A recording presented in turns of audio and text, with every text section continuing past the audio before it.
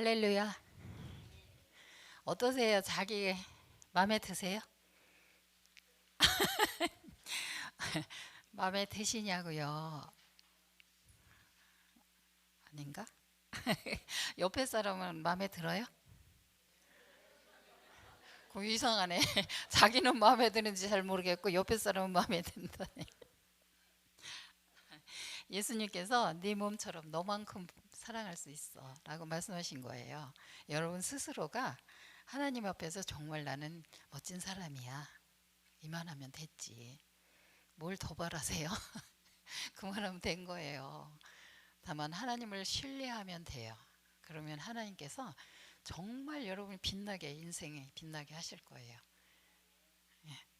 그러면 내가 그런 빛나는 사람이라는 생각을 갖게 되면 그 다음부터는 이웃도, 옆에 있는 사람도, 남편도, 부모도, 자녀도 다 넉넉하게 사랑할 수 있어요. 근데 내가 마음에 안 들면 다 꼴보기 싫어. 나보다 잘해서 꼴보기 싫고 못해서 꼴보기 싫고 다 꼴보기 싫어. 그래서 너만큼 할 수 있는 거야 라고 하나님 말씀하신 거예요. 다 이해하시죠? 아, 안 나오는데요. 여기 화면이 자, 지혜는 특별히 우선순위에 관한 이야기라고 했어요. 그래서 관계를 어떻게 설정할 것인가, 그 우선순위, 하나님께서 계획하시고 설계하신 그 인생의 우선순위를 어떻게 잘 관계를 맺고 살 것인가 라고 하는 거예요. 자, 우리가 처음에 시작할 때 지혜로운 여인과 미련한 여인에 대해서 이야기했어요. 다 같이 한번 읽어볼까요? 시작.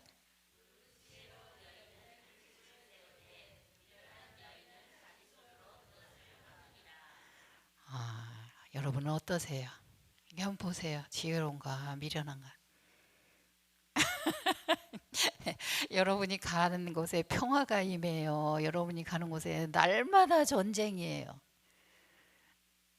여러분이 가면 모두가 사랑스러운 분위기로 바뀌어요. 아니면 여러분이 가면 폭탄이 가는 것 같아요. 걸어다니는 폭탄이야 당신은, 뭐 그러는 사람도 있대요. 스스로는 알 거예요. 이제 스스로가 자기를 모를까요? 모르는 사람도 있나요? 있어요. 모르는 사람 많아요. 자기가 그래서 왜 그 짓을 하는지 모르는 사람 굉장히 많아요. 자기가 뭔가를 하고 있는데 다른 사람들이 보기엔 다 이상해. 자식들이 보기에도 이상해. 그런데 본인은 몰라요. 그런 경우 상당히 많아요. 그래서 자기가 어떤 사람인지를 하나님 앞에서 비춰볼 수 있어야 돼요. 하나님께서 여러분을 뭐라고 말씀하시는지 잘 귀담아 듣고, 아 그래 나는 그런 사람이야. 하나님이 사랑받은 존재로 나를 만드셨고 나는 하나님이 정말 이 땅에 보람 있는 빛나는 존재가 될 거야. 뭐 그런 거예요. 그런 마음이 이제 결정하셔야 돼요. 하나님께서 너는 내 자녀야, 너는 내가 하늘나라의 대사로 이 땅에 보낸 거야, 함께 살면 안 돼 라고 말씀하시잖아요. 너는 내가 할만해서 엄마라고 하는 이름을 주신 거야. 내가 할만해서 아내의 자리에 앉게 한 거야. 아멘을 안 하네. 할만해서 하게 하신 거예요. 힘들지요. 힘들어요. 그런데 하나님과 성령과 함께하면 지금보다 100배는 더 쉬워지고 재밌고 행복해요. 그래서 인생이 정말 살만하다는 느낌을 날마다 갖는 거예요. 옆에 사람이 이렇게 한번 보세요. 그게 긴가 아닌가. 그래서 예수 믿는 사람은 웃어야 돼요. 제가 어떤 날부터 웃지 않는 걸 발견했어요. 깜짝 놀랐어요. 병원에 갔는데 제가 뭐가 왔대. 갱년기가 왔대. 70부터 갱년기가. 갱년기 뭔지 아시죠? 갱년기가 사춘기를 이긴대잖아. 자, 또 이제 제가 질문할 거예요. 여러분은 배우자를 얼마나 사랑하세요? 제가 처음부터 질문했어요. 하나님을 사랑하세요? 하나님하고 친하게 지내세요? 물어봤어요. 그죠? 그 문제는 이제 어느 정도 해결됐을까요? 생각이라는 걸 좀 해고 사세요. 하나님을 내가 사랑하는지, 얼만큼 사랑하는지, 하나님은 나를 얼마나 사랑하는지, 내가 하나님과 얼마나 친밀하게 지내는지, 이 굉장히 중요해요. 근데 또 물어보잖아요. 지금 여러분의 배우자를 정말 얼마만큼 사랑하세요? 자, 1부터 10 쫙 있으면 몇 점? 스스로는 알잖아. 꼴보기 죽겠어. 지금 저 인간만 보면 그냥 이런 사람도 있을 거예요. 자, 그러면 또 하나 질문할게요. 배우자와 얼마나 친밀하게 지내세요? 하나님과의 관계나 남편과의 관계나 다 똑같아요. 원리가 정말 똑같아요. 그래서 그 하나님을 잘 믿고 정말 예수를 잘 믿으면 남편과의 관계도 좋아야 돼요. 좋게 되는 거예요. 제가 왜 이렇게 친밀감에 대해서 자꾸 얘기를 하냐면 미국 그 브리검 영이라고 하는 대학에서 이 연구를 했대요. 7년 반 동안이나 사회활동과 수명과의 관계, 사회활동, 이 사람의 사회활동과 수명이 어떻게 연관이 있나 이걸 연구했는데 그들이 연구 결과를 발표한 것을 보면 친밀감의 정도, 사람과의 친밀감의 정도가 인간 수명에 큰 영향을 미친대요. 그래서 사람하고 친밀하게 잘 지내는 사람들은 오래 살 수 있대요. 근데 이게 안 되면 문제가 많대요. 사람이 외톨이로 사는 것을 알코올 중독자나 매일 담배를 15개씩 피는 사람. 생각해 보세요. 알코올 중독자는 자기 스스로 자기를 컨트롤할 수가 없어요. 자기 인생을 자기 스스로가 원하는 대로 살아갈 수가 없어요. 알코올에 지배를 받아요. 담배를 하루에 15개 피를 핀다고 생각하면 끔찍하지 않아요. 저는 가끔 제가 1층에 사는데 어디서 날라오는지 담배값이 막 떨어져 우리 마당으로. 근데 보면 끔찍한 그림이 그려져 있어요. 근데 그걸 보면서 그걸 피는 거야. 그 사람들은 뭐야? 나 너무 신기해.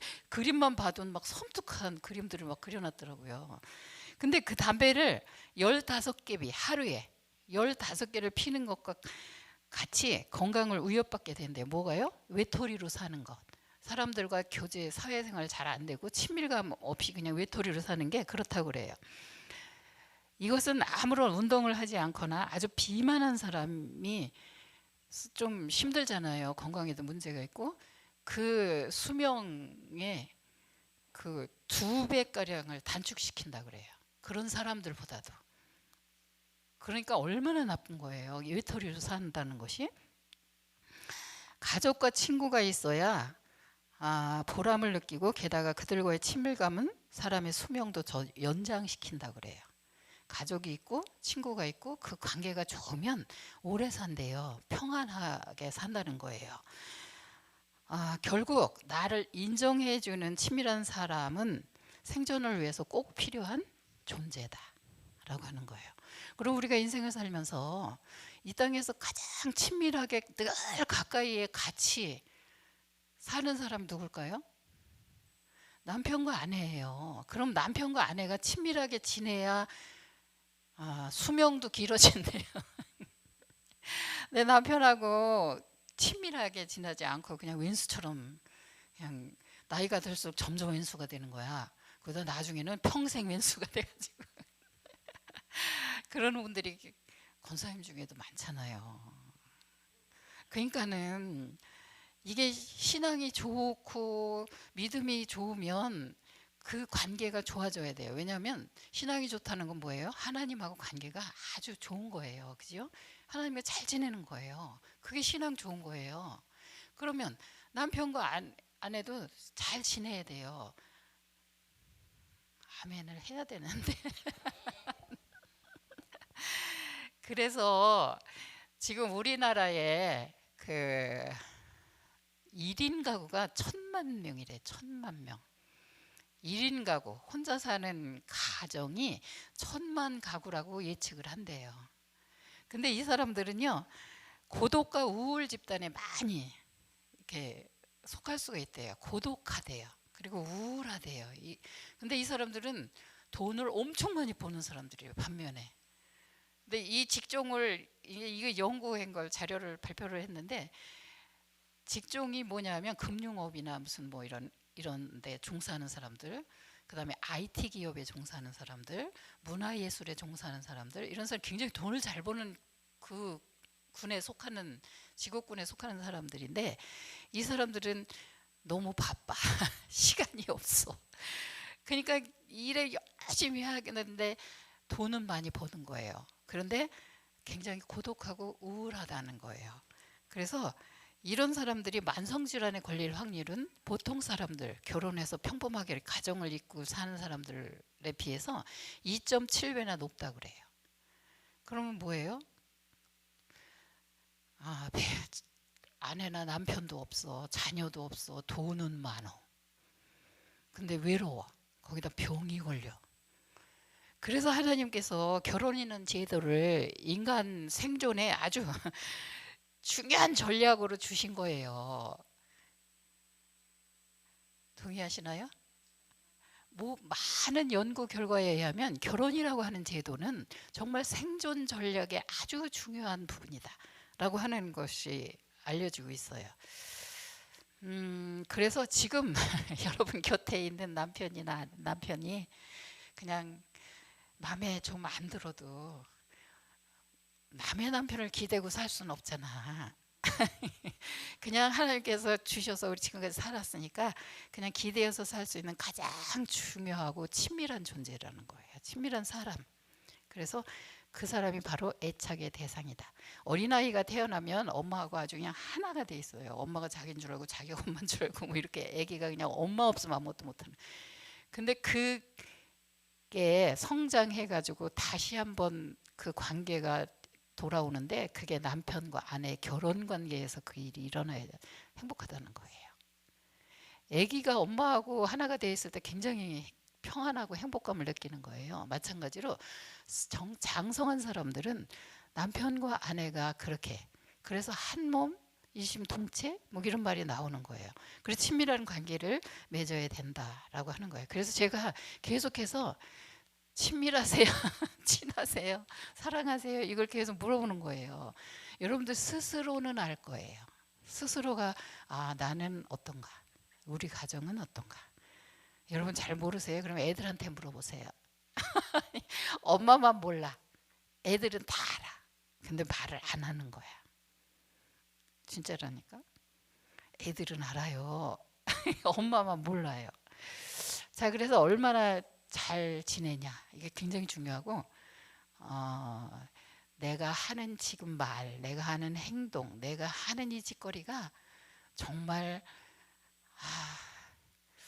우리 집을 세우는 일인가 아니면 내가 그냥 우리 집을 허물고 있나 라고 하는 거를 잘 생각하셔야 돼요.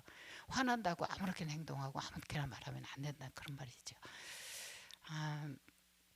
자 이제 네 번째 주예요. 그죠? 네 번째 주인데 남편과 아내의 관계 첫 번째 시간인데요. 사랑, 신뢰, 순종 이 얘기 어디서 많이 들어보지 않았어요? 하나님과의 관계를 할 때도 사랑과 신뢰와 순종이 있어야 잘 하나님과의 좋은 관계를 계속 유지할 수 있다라고 하는 건데 남편과 아내도 똑같아요. 사랑과 신뢰 그다음에 믿음이 있어야 되고 그다음에 뭐예요? 순종의 관계가 돼야 된다. 근데 특별히 하나님께서 우리에게 만들어주신 결혼 제도는요. 이걸 보기 전에 여러분에게 질문 하나 할게요. 여러분은 배우자를 하나님께 주셨다는 확신이 있으세요? 에휴, 이거 어쩌다가 그냥 재수 없어서 만나가지고 내 팔자가 이렇게 됐어라고 생각하시지 않으세요? 하나님께서 내게 주셨다고 하는 감사와 기쁨이 있어야 돼요. 기쁨이. 감사와 기쁨이. 왜냐하면 말씀에 근거가 있어요. 하나님이 이렇게 말씀하셔서 다 같이 아내를 얻는 자는 복을 얻고 여호와께 은총을 받는 자니라. 저게 뭐예요? 결혼한 사람은 그 말이에요. 지금 성경이 기록되던 시대는 남성 중심 사회였기 때문에 남자를 중심으로 해서 남편에게 아내가 있다는 것은 그 말이에요. 하나님께 은총을 받은 거야. 자, 그럼 또 하나 있어요. 다 같이 시작. 집과 재물은 조상에게서 상속하거니와 슬기로운 아내는 여호와께로서 말미암느니라. 하나님께서 아내를 주셨다는 거예요. 하나님께서. 여러분의 남편이 날마다 이러면서 감사하나요? 하나님께서 당신을 주셔서 너무 고마워. 막 이러면서 막 좋아 죽으려 그러나요? 안 그래요? 그럼 여러분은 어떠세요? 아유, 하나님께서 이 남편을 주셔서 너무 감사해요. 라고 하나요? 아니나요? 이게 그렇다는 거예요. 그럼 그렇지 않은 경우는 왜 그럴까요? 뭔가 어디인가 잘못되어 있는 거예요. 그 문제를 해결해야 돼요. 여러분 가정에 남편과 아내가 정말 아유, 하나님께서 이 사람을 내게 주셨어. 너무 감사하지. 라고 하는 기쁨과 그게 고백이 없으면 뭔가 어디서 잘못된 거예요. 그거를 해결해야 돼요. 지금 그래서 그런 것을 위해서 공부를 하고 있는 거예요. 자, 그런데 특별히 혼인은 언약식이라는 거예요. 자, 어떻게 시작했는지.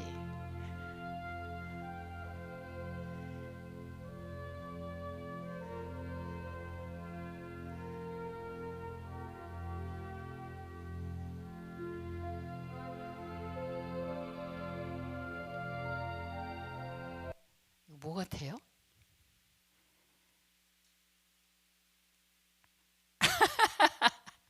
하나님께서 온 우주와 만물을 만드시고 지구에 에덴 동산을 만드시고 거기에 아담을 살게 하셨어요. 그러면 아담이 거기 하나님 만드는 자연 속에 누워 있으니까 너무 행복하고 좋은 거예요. 그러면 이때 뭐를 했을 것 같아요? 생각도 안 해봤나요? 굉장히 재밌잖아요. 하나님께서 만드신 세상을 이렇게 거기서 너 여기서 살아야 돼. 그러면서 너 여기 니네 집이야. 거처를 마련해 주신 거예요. 에덴 동산 하나를 다 주신 거예요. 얼마나 컸는지 모르겠어요. 그런데 아담이 가만히 누워 있으니 너무 재밌는 거예요. 근데 이때 하나님하고 아담은 뭘 했을 것 같아, 그죠? 그냥 뺑숭뺑숭 있지는 않았을 거 아니야. 그러니까 여러분 같으면 뭘 하고 싶으세요? 하나님 만나면? 이렇게 처음에 에덴 동산에 갔으면 구경하고 싶잖아. 하나님은 당신이 만드셨으니까 보여주고 싶을 거 아니야. 뭔가 깜짝 선물로 여러분이 뭔가를 막 이렇게 꾸미고 만들어 놨으면 그걸 보여주고 싶다. 1번 자랑하고 싶다. 아니면 아유 그냥 아무것도 안 한다. 2번. 보여주고 자랑하고 설명하고 막 이렇게 얘기하고 싶잖아요. 하나님께서 아담에게 오리엔테이션을 하는 거예요. 우주와 지구를 다 설명하시면서 보여주시는 거예요. 그럼 이때 우주 여행을 떠난 거야. 그죠? 하나님하고 아담하고 어디를 무엇을 타고 다녔을까? 그냥 이렇게 계속 걸어 다니지는 않았을 거 아니야. 여러분 뭘 타고 싶으세요?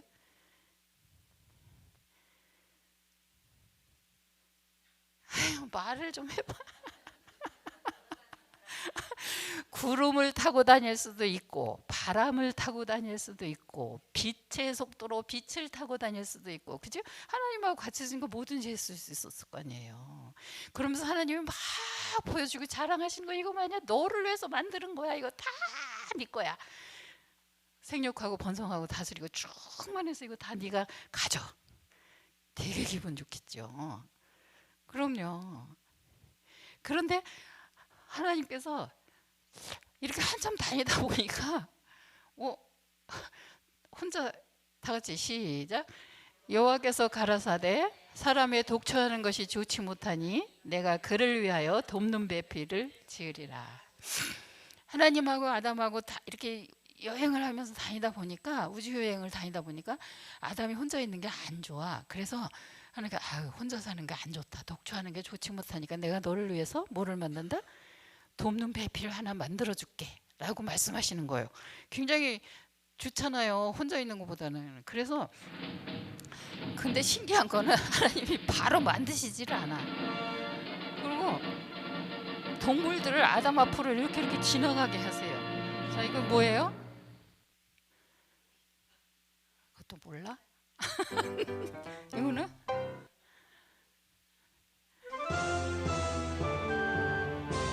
아유 그건 아시네. 이거는 여러분이 말하는 것처럼 아담이 말하면 그게 이름이 되는 거예요. 성경에 그렇게 돼 있어요. 이건 뭐예요? 여러분은 도저히 이름 지라고 안 그러실 것 같아. 하나님이 저렇게 시간이 오래 걸리니. 이거 뭐야? 이게 독수리예요? 큰일 났어. 이거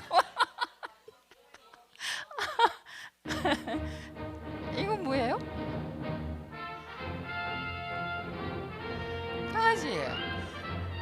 굉장히 재밌지 않나요? 아담에게 동물들 이름을 지어라 그랬어요. 그러면 아담의 최초의 직업은 무엇이었을까요? 이름 짓는 거니까 장면가? 어? 좀 수준 있게 합시다. 생물학자예요. 각 종류별로 이름을 이렇게 분류해서 나누어서 이름을 지어. 근데 이 우주, 이 지구상에 있는 동물, 새들이 얼마나 종류가 많았을까요? 그 이름을 다 지으려면 얼마나 시간이 걸렸을까? 어마어마한, 얼마인지는 몇 년이 걸렸는지 며칠이 걸렸는지 몇 시간이 걸렸는지 모르겠지만 굉장히, 우리는 애 낳아갖고 둘 낳아도 이름 지으려면 머리 아파요. 그죠? 이렇게 할까 저렇게 할까 궁리도 많고 생각도 많아. 근데 이렇게 많은 동물과 새들의 이름을 지으려면 굉장히 지능이 뛰어났을 거예요. 그래서 신학자들이 말하기를 아담의 IQ는 한 900 이상은 됐을 거다 라고 얘기를 하는 거예요. 그래서 이렇게 얘기를 했는데, 하고 이제 그날 다 이름을, 얼마나 많은 시간이 걸렸는지 모르지만 그 후에 이름을 짓고, 동물들은 어떻게 됐을까? 다 자기 집으로 가는 거예요. 근데 가는데 보니까 전부 둘씩 왔었고 둘씩 가요. 그러니까 아담이 뭐야, 왜 다 둘씩 다니는 게 너무 보기 좋은 거예요. 근데 자기만 혼자야. 그럼 이런 생각을 하는 거예요. 왜 나만 혼자지? 자, 이때가 하나님의 찬스예요. 대부분의 부모들은 자기 자녀를 낳거나 자녀를 낳기 전에 자녀가 뭐가 필요한 걸 미리미리 알아서 막 사주고 준비해 놓고 막 이래요. 옆에 사람 그랬지. 그러면서. 하나님의 방법은 달라요. 이게 교육의 원리기도 하고 법칙이기도 해요. 필요를 느낄 때 주면 굉장히 귀해요.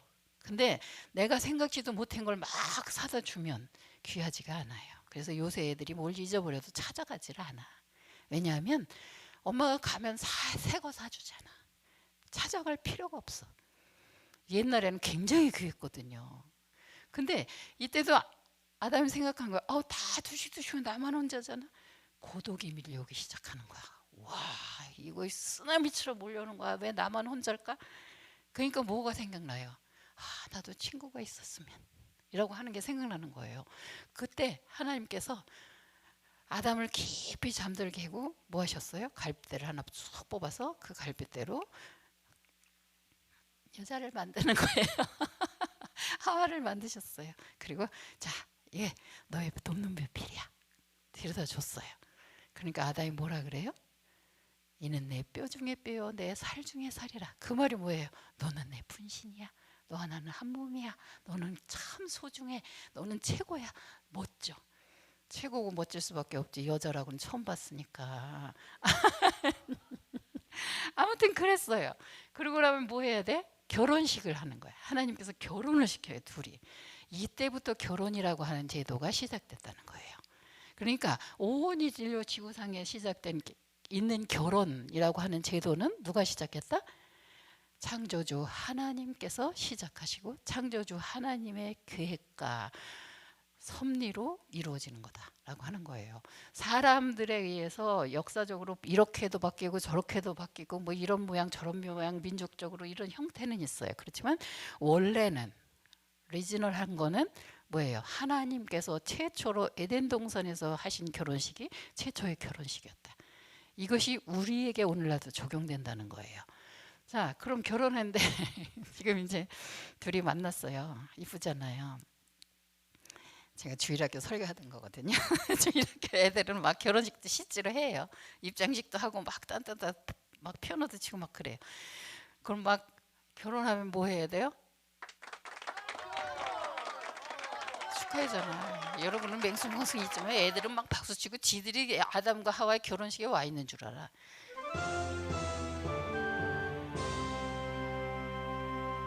자, 이렇게 결혼식을 하면서 하나님께서 주례서를 하세요. 다 같이 시작. 남자가 부모를 떠나 그의 아내와 합하여 둘이 한 몸을 이룰지로다. 아담과 그의 아내 두 사람이 벌거벗었으나 부끄러워하지 아니하니라. 이게 최초의 주례서예요. 이 주례서 내용 속에는 결혼의 원리가 담겨 있어요. 이 이야기를 이제 이번 주 다음 주 두 주에 걸쳐서 제가 지금 이야기를 하려고 그래요. 자, 그럼 하나님께서 생각하시는 결혼은 어떤 것인가? 라고 하는 거예요. 혼인 언약식이라고 하는 거예요. 결혼은 그냥 결혼식 이렇게 끝나는 게 아니에요. 언약과 또 대비되는 말이 뭐가 있어요? 계약이라고 하는 거예요. 계약. 우리가 사람과 사람 사이에 뭘 약속하고 뭘 지키기 위해서 뭘 행위를 할 때 계약을 하잖아요. 그러면 계약과 언약은 틀려요.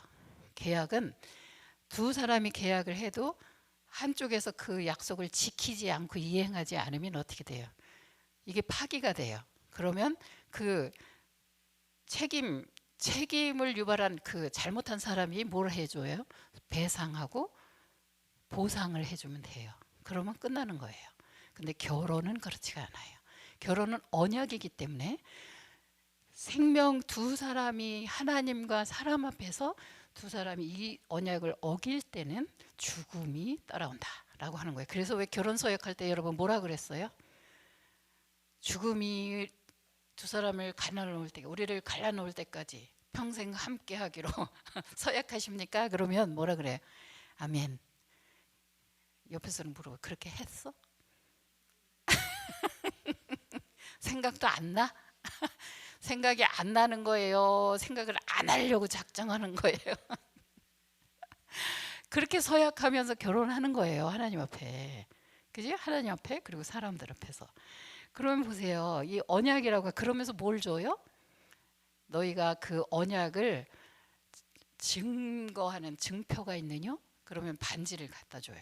그럼 반지를 이렇게 끼워줘요. 반지는 어떻게 이루어졌어요? 보석과 거기 이렇게 링이 이렇게 달려 있어요.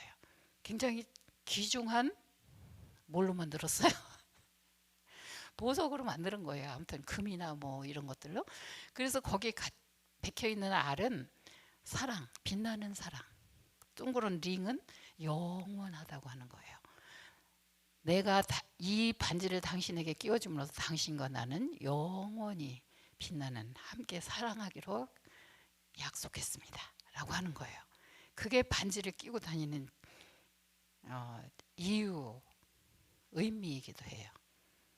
자, 그럼 보세요. 이 언약이라고 하는 거는 제가 이제 이게 지혜를 하면서 비로소 얘기를 하는데 저는 이거 처음 시작할 때부터 너무너무 책이 마음에 안 들어. 여러분들이 공부를 해보시면 그 언약 이렇게 며칠에 걸쳐서 언약에 대해서 얘기를 하는데 요새 사람들하고는 어울리지도 않는 맨날 제사 드리는 얘기를 해요. 제사 드리는 그냥 한 번만 하면 돼요. 그래서 다 빼고 하기 싫으면 안 해도 돼요. 이것만 공부하세요. 뭐냐면 창세기 15장에 나오는 것과 사무엘상 18장에 나오는 두 가지 얘기만 기억하세요. 이건 뭐냐면 창세기 15장은 아브라함이 하나님 앞에서 하나님이 아브라함과 언약을 맺으면서 내가 네 후손에게 하늘의 별도 보여주시고 뭐 아주 그냥 티끌같이 많은 자손을 너희가 줄 거야. 근데 너희 후손에게 가나안 땅을 주시겠다고 하는 약속을 할 때 둘이 언약을 맺는데요. 언약을 맺을 때 하나님께서 제사를 드려요. 하나님께 제사를 드리는데 어떻게 드리느냐면 하나님과 아브라함이 3년 된 암소, 3년 된 암염소, 3년 된 수양, 그 다음에 뭐 집부들기하고 산비둘기를 갖다가 제단에다 이렇게 놓고 가운데를 반 쪼개요. 그리고 하나님이 그 횃불을 둘이 그 안에 이렇게 지나가면서 이 재물을 다 태우는 거예요. 그래서 하나님이 제사를 받으셨다고 하는 증거가 되기도 하고, 너와 나 사이에 이 언약을 어길 때는 이 동물이 죽은 것처럼 죽게 되는 거야. 그러니까 뭐예요? 생명을 걸고 약속하는 거예요. 그게 언약이에요. 그게 최초로 한 게 아브라함과 하나님과 맺은 언약이에요. 결혼도 그런 의미가 있다고 하는 거예요. 두 남녀가 니네들끼리 좋아서 하는 것 같지만 사실은 하나님께서 짝지어 주셨고, 너희가 이 결혼을 파기할 때는 죽음이 갈라놓기 전까지는 안 되는 거야. 이런 의미를 담아서 처음에 시작된 거예요. 자, 그리고 또 하나는요, 사무엘상 18장에 이제 나와서 죽는 거. 굉장히 엄한 거예요. 그냥 우리끼리 약속한 게 아니라는 거예요. 이것으로부터 결혼은 시작, 이런 의미를 담고 시작했다. 그 다음에 또 하나는요, 다윗과 요나단 얘기예요. 다윗과 요나단 누구죠? 이스라엘 초대 임금 사울의 아들이에요. 근데 왕자예요. 당시에 그 요나단과 다윗의 끈끈한 우정을 얘기해요. 근데 이 두 사람들이 얼마나 둘이 서로 좋아했는지 다 같이 시작. 요나단은 다윗을 자기 생명같이 사랑하여 더불어 언약을 맺었으며. 두 사람의 생명처럼이라고 하는 거예요. 근데 이 사람 두 사람 관계가 뭐예요? 친구예요. 친구에게는 제일 중요한 가치가 우정이에요. 우정을 지키는 것은 생명처럼 소중하게 여겼다라고 하는 거예요. 그러면 자기 생명같이 사랑하여라고 하는 말이 나오고, 두 사람들의 마음이 연락되었다. 마음이 서로 통하는 거예요. 자, 이거는 친구예요. 친구. 그래서 요나단이 다윗에게 너무 그 친구 하나 언약을 맺으면서 좋아서 뭐를 줘요? 자기의 옷과 자기의 무기와 자기가 가진 가장 좋은 걸 다 줘요. 자, 여기서 제가 여러분에게 자유를 드릴게요. 무기를 줘서 칼을 주고 뭘 주고 의미를 그렇게 과하게 거기다 담지 마세요. 그냥 뭐예요? 친구의 우정을 이렇게 지킨 것 굉장히 중요해요. 근데 결혼을 하면 떠나서 그 아내와 친구도 떠나고 부모도 떠나고 떠나서 그 아내와 둘이 연합하여 한 몸이 될지니라. 정신은 똑같아요. 서로 마음이 통해야 되고, 그 다음에 뭐예요? 자기 생명같이 서로 사랑하는 관계. 친구에서 이젠 어디로 옮겨가요? 남편과 아내에게로 옮겨가는 거예요. 계속 친구하고 둘이 그렇게 사랑하면 어떻게 결혼 생활을 하겠어요? 그죠? 그래서 떠나라고 말씀하시는 거예요. 아까 주례사 때 너희가 부모를 떠나라고 하는 것은 부모뿐 아니라 그동안의 친구, 내 취미, 내가 가장 좋게 여기던 것을 다 떠나서 일단 첫 번째 해야 되는 게 부부가 하나 되는 거예요. 그리고 가장 좋은 것으로 서로에게 주는 거예요. 자, 생각해 보세요. 여러분은 부모를 떠났나요? 친구를 떠났나요? 여러분이 가장 좋아하는 취미나 내가 목표로 삼았던 인생의 목표나 이런 걸 떠나고 그 사람과 함께 하나가 되었나요? 나머지는 그 다음에 하는 거예요. 둘이 하나 되기 전에 이런 것들을 그냥 계속 질질 끌고 다니면 우정이나 부모에 대한 사랑이나 뭐 자녀, 무슨 친족, 무슨 형제 이런 걸 질질 끌고 다니면 둘이 하나가 될 수가 없어요. 그래서 일단 그것부터 떠나야 돼요. 그러니까 여기서도 다윗과 요나단은 생명처럼 사랑하는 우정의 관계였지만 결혼을 하면 일단 거기서 떠나는 거예요. 그래서 부부가 하나 되는데 더 힘써야 돼요. 여기 계속 머물러 있으면 안 돼요. 그리고 뭐예요? 자기의 의복과 무기나 이런 걸 다 그때 요나단이 가지고 있는 최고의 좋은 것을 친구에게 주는 것처럼 남편과 아내는 자기 배우자에게 최고의 좋은 것을 주면 돼요. 주면서 사는 거예요. 이해가 되시나요? 여러분이 그렇게 하지 않고 있다면 하나님의 원하시는 결혼 생활에 순탄하게 갈 수가 없어요. 아직도 그걸 붙잡고 있는데 어떻게 남편하고 같이 가겠어요? 맨날 이렇게 한쪽에 이렇게 꼭지가 달려 있고 가서 이렇게 친한 척만 하는 거예요. 신용만 내는 거예요. 그래서 이거 다 놓고 떠나는 것부터 시작해야 돼요. 그게 결혼 생활의 첫 번째 원리예요. 그 제일 중요한 거 여러분이 책에서 다른 거 안 해도 돼. 근데 창세기 15장하고 3일상 18장에 나오는 이 제가 지금 말씀드린 이야기는 꼭 기억하세요. 자, 그다음에 남편과 아내에게 사랑을 그럼 어떻게 하냐? 돕는 배필이라고 하고 우리를 주셨어요. 돕는 배필. 이 의미는 이런 거예요. 고독에 대한 하나님의 처방이다.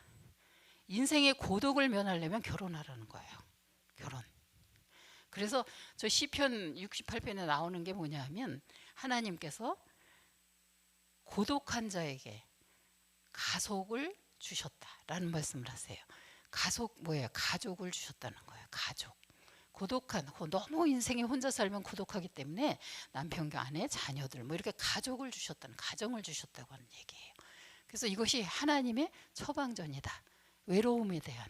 우리가 그 병원에 가면 어디가 아파서 그러면 무슨 의사 선생님 못 써줘요.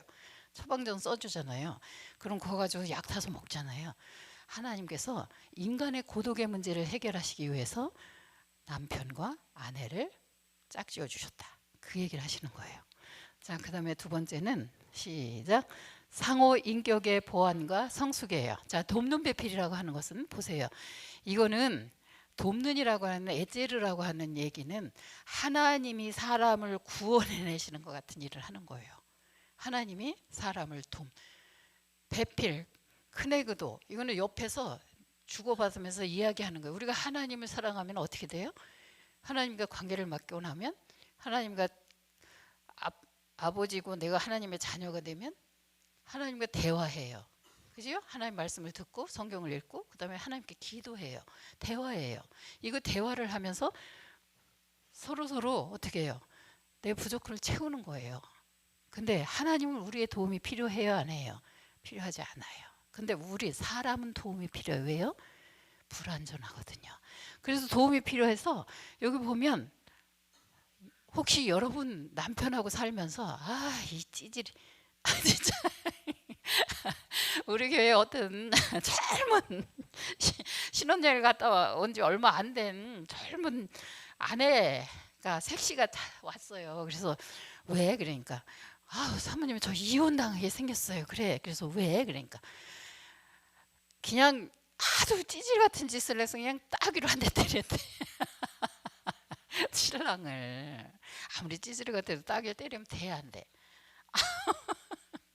여러분 같으면 어떻게 생각하세요? 난 말고 그냥 우리 애가 그랬다고 생각을 해봐. 우리 아들이 따귀로 한 대 맞고 왔어.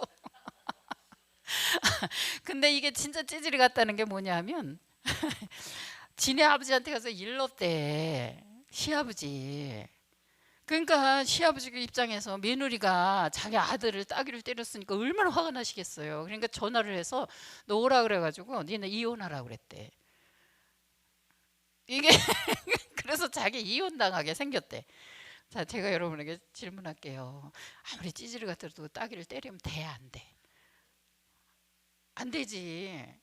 근데 그러면 찌질이 같다고 느낄 때 어떻게 해야 돼?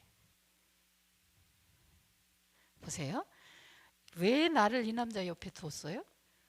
돕는 배필이에요. 돕는다는 건 뭐예요? 이 사람이 완벽하면 내가 도울 필요가 없어요. 이 사람이 모질하니까 나를 거기다 둔 거야. 그러면 다 알잖아. 생각해 보세요.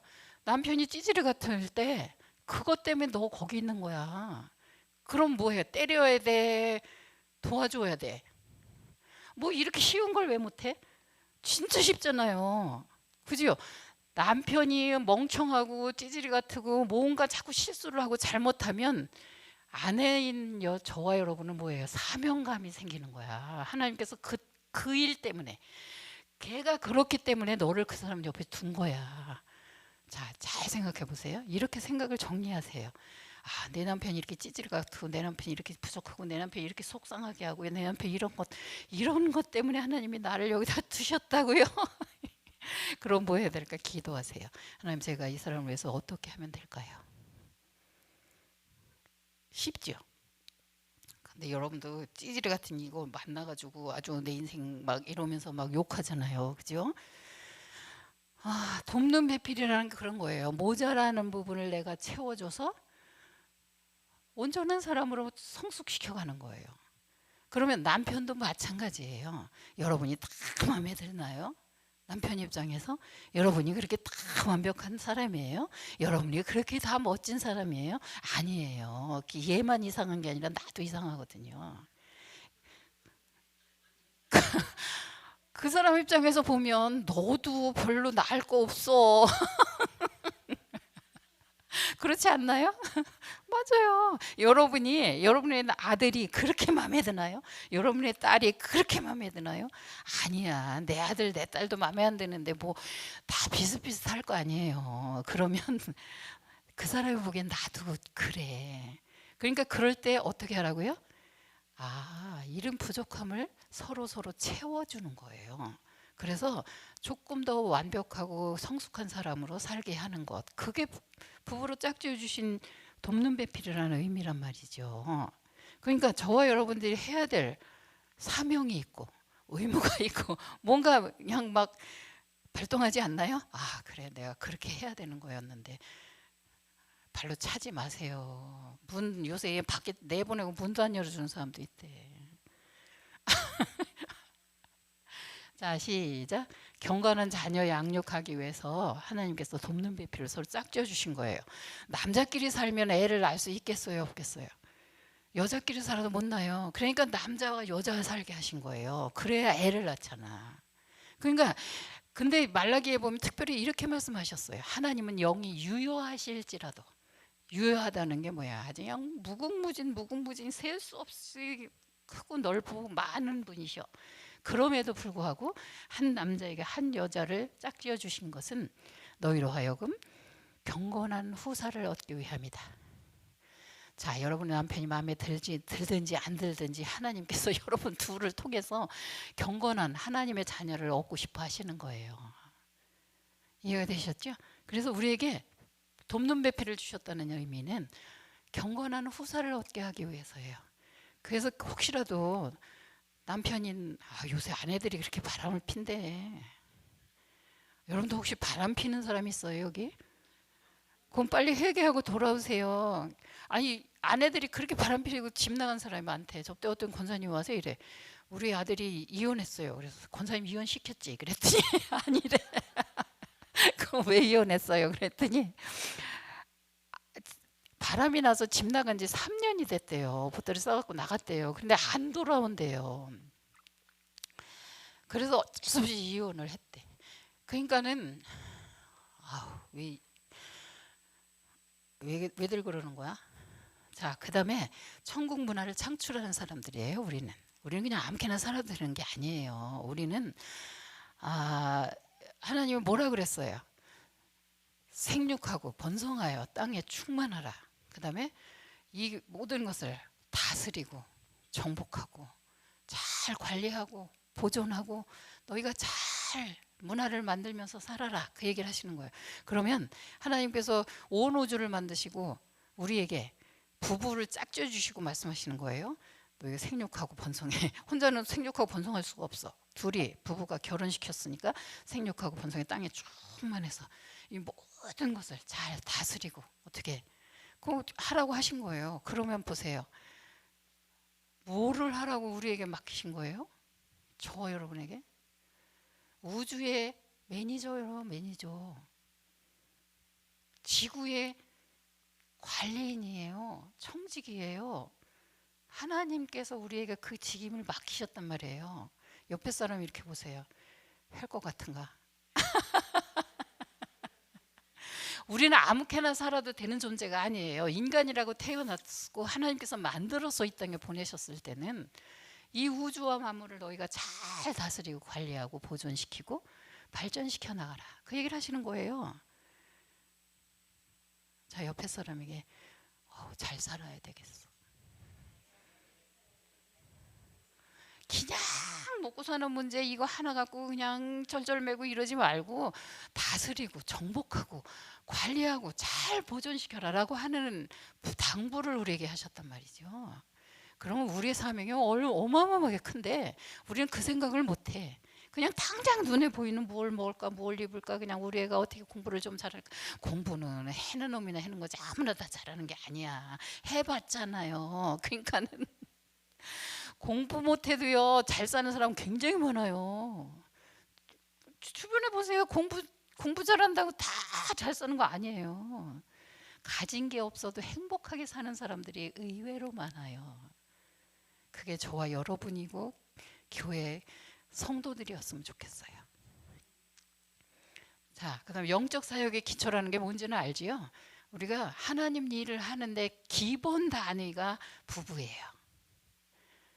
성경에 굉장히 여러 군데 얘기를 하고 있어요. 그다음에 제가 결혼 준비학교, 결혼 예비학교를 하거든요. 그러면 왜 결혼하게 됐어요? 왜 결혼하려고 그래요? 그러고 물어보면 되게 다 사랑하기 때문이라는 거야. 근데 그 사랑이 얼마나 알량한지 그냥 신혼여행 갔다 오면서 이혼하겠다고 싸우는 사람들도 많잖아. 근데 그 사람도 사랑했어요. 그래서 결혼한 거예요, 사실은. 그러면 뭐예요?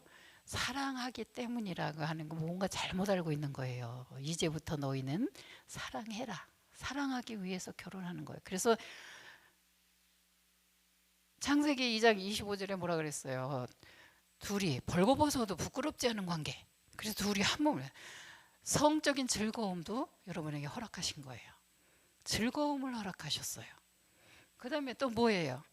사랑하는 거예요. 베드로후서 4장 8절에 열심히 사랑해라. 사랑은 허다한 죄를 다 덮는다. 그런 말씀을 하세요. 남편이 잘못하고 아내가 잘못하고 뭐 누가 잘못해도 사랑하는 마음이 있으면 다 용서가 되고 받아들여 주는 거예요. 하나님이 우리를 그렇게 했잖아요. 그죠? 아닌가요? 나는 잘해.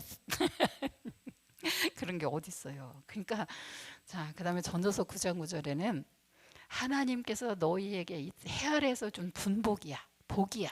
이게 내 아내와 즐겁게 살아라. 맛있는 거 먹고 재미있게 놀고 행복하게 살라는 거예요. 그래서 부부는요 너무 근사하게 살으려고 그러면 안 돼요. 그냥 좀 유치해도 괜찮아. 유치해야 돼. 왜냐하면 보세요. 부부싸움하는 사람들을 또 연구한 연구 결과가 있는데 대개 보면 제일 고상하게 싸우는 사람이 12살 정도 수준으로 싸운대요. 웃기지 않아요? 여러분 한번 녹화를 해보세요. 부부싸움 할 때. 그리고 나중에 보세요. 얼마나 유치하게 치사하게 싸우는지 몰라. 정말 애기 무슨 유치원 애들처럼 싸우는 거예요. 거의가 다 아주 고상하게 싸워봐야 12살이래요. 그러니까 뭐예요? 아무튼 그렇게 너무 거룩하고 고상하려고 그럴 필요가 없어요. 그냥 있는 그대로 재밌게 사세요. 재밌게 맛있는 것도 먹고 재밌게 옆에 사람이 재밌게 살아야 되겠어. 이게 하나님께서 여러분의 결혼을 향한 꿈이세요. 비전이세요. 우리에게 주신 복이라고 말씀하세요. 복. 자, 결혼 비전 다시 한번 요약할게. 이거 그렇게 사진 찍고 적으려고 그러지 마세요. 유튜브에 다 올려놨어요. 유튜브 보시면 다 나와요. 많이 봐주세요. 자, 첫 번째 돕는 배필이라는 것은 고독에 대한 홀로 독처하는 게 좋지 못하다. 그래서 같이 살게 한 거예요. 외로움을 해방시켜 주는 거예요. 외로움에서 고독에 대한 처방전이에요. 그래서 하나님께서 고독에 대한 처방전으로 부부를 짝지어서 돕는 배필로 살게 하셨다. 두 번째는 뭐예요? 시작. 경건한 후사를 생산하는 이다. 생육하고 번성해서 아주 하나님의 자녀로 양육해라. 그 얘기를 하시는 거예요. 하나님의 자녀로 양육하면 어떻게 해야 되는지 다 아시죠? 모르면 이제 이번 주, 다음 주, 그다음 주부터는 이제 자녀 얘기를 좀 할 거예요. 자, 그다음에 세 번째 시작. 상호 인격의 성숙을 도모하는 일입니다. 찌질이 같을 때 한 대 때려야 된다, 아니면 도와줘야 된다? 그지? 다 알잖아요. 이제 생각을 바꾸세요. 아유, 저 찌질 이러지 말고 세상에 불쌍하게 생각해. 불쌍하지 않아? 그 사람은 얼마나 힘들겠어. 그 사람은 그걸 자기 잘못하는지도 몰라. 잘못하는 줄 알면 그렇게 하지를 않지. 그러니까 얼마나 갑갑해. 그럼 뭐 해야 돼? 가서 뭐라고 잔소리하지 말고 하나님 앞에 일단 기도로 시작하세요. 그래서 내가 어떻게 저 사람을 도와줄 수 있을지를 방법을 찾으세요. 하나님께서 여러분에게 지혜를 주실 거예요. 겸손하게 엎드려서 하나님, 이런 상황에 제가 어떻게 해야 될지 모르겠습니다 라고 얘기하세요. 잘난 척 하지 말고. 잘난 척하고 자꾸 뭐라고 그러지 아유, 우리 집에도 한 사람 있거든요. 잘난 척하는 거 되게 싫어하는. 남자들은 잘난 척하는 거 되게 싫어해. 여자가 잘난 거 되게 싫어해. 자기보다 조금 못해야 돼. 안 그런가요? 잘난 남자일수록 더 그래. 네 번째 시작. 사랑과 희락이 부관의 십자가입니다. 예수님이 네가 내 십자가를 지고 나를 따르라고 말씀하세요. 네 십자가를 지고 나를 따르지 않는 자는 내게 합당치 않고 라는 말씀하세요. 십자가가 뭐예요? 하나님의 뜻대로 나를 쫓아와라 라고 하는 거예요. 그러면 부부가 희락, 즐겁게 살고 재밌게 사는 게 우리가 지는 십자가예요. 이해가 되세요? 어려운 것만 십자가가 아니에요. 하나님의 뜻이 부부를 향한, 여러분 아내와 남편을 향한 하나님의 그 뜻, 십자가, 그게 즐겁게 사는 거라는 거예요. 행복, 사랑하면서 사는 거라는 거예요. 이해가 되세요? 옆에 사람에게 잘 알고 살아야 되겠어. 성경은 정말 재밌고 심오해요. 이런 진리가 있는데 우리가 그냥 모르고 살아. 그러면서 내 마음대로 해석하는 거야. 내 마음대로, 내가 하고 싶은 대로. 내 마음대로가 아니라 하나님 마음대로 하세요. 하나님이 원하시는 대로 하면 여러분은 그냥 행복해져요. 그냥 행복해져. 그래서 네가 행복하고 싶으면 여호와의 명령과 규례를 지킬 것이 아니냐라고 말씀하셨어요. 아멘도 안 해. 다섯 번째 시작. 예, 하나님께서 문화명령에 우리가 사는 모든 것이 문화 활동이에요. 그렇잖아요. 문화를 창조를 하면서 사는 거예요. 우리 나름대로 문화가 있어요. 가정마다 다르고 뭐 그렇긴 하지만 그래도 문화가 다 있는 거예요. 우리가 살고 있는 게 다 문화 활동이라니까요. 그런 측면에서 보자면 생육하고 번성하고 충만하고 정복하고 다스리는 일을 해야 돼요. 그냥 세상에 질질 끌려다니면서 철철철 매고 그냥 어쩔까 저쩔까 갈팡질팡 하지 말고 좀 당당하게 이렇게 딱 서서 이렇게 뒷짐지고 서 있기만 해도 당당해진대. 자신감이 생긴대요. 한번 해보세요. 그러면서 호흡을 해보세요. 하나님의 생명으로 나는 사는 사람이야.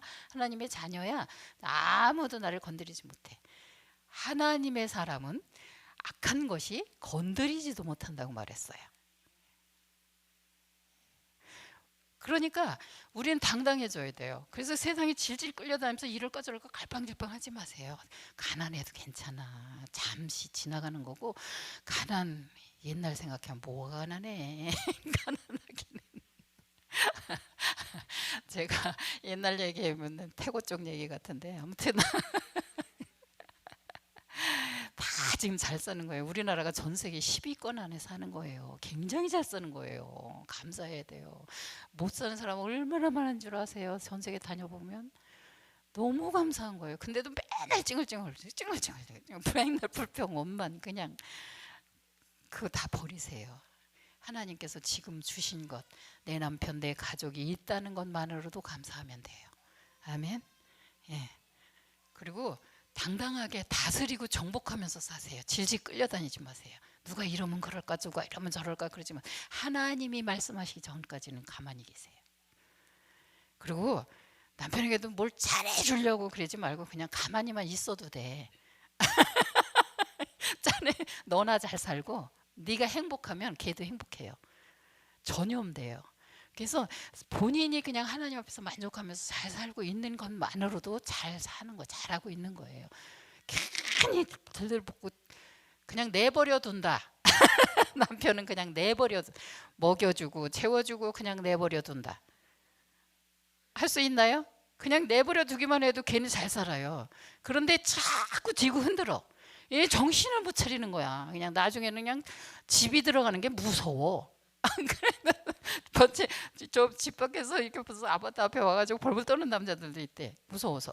그러니까는 그냥 내버려 두세요. 좀 지 마음대로 좀 살게. 다 컸는데. 다 컸잖아. 뭐 지금 그걸 고칠 거 안 고쳐져. 안 고쳐져. 내가 고치면 이 사람이 변해요. 나를 보면서. 한번 해보세요. 제가 하고 있잖아요. 자, 이거 다음에 할게요. 법령에 대해서. 비전까지 했어요. 비전이 뭔지 알죠? 내가 돕는 배필이라고 하는 게 어떤 의미인지 그것만 잘 생각하시면 돼요. 그리고 결혼이라고 하는 것이 하나님께서 짝지어 주셨다고 하는 그 생각을 해야 돼요.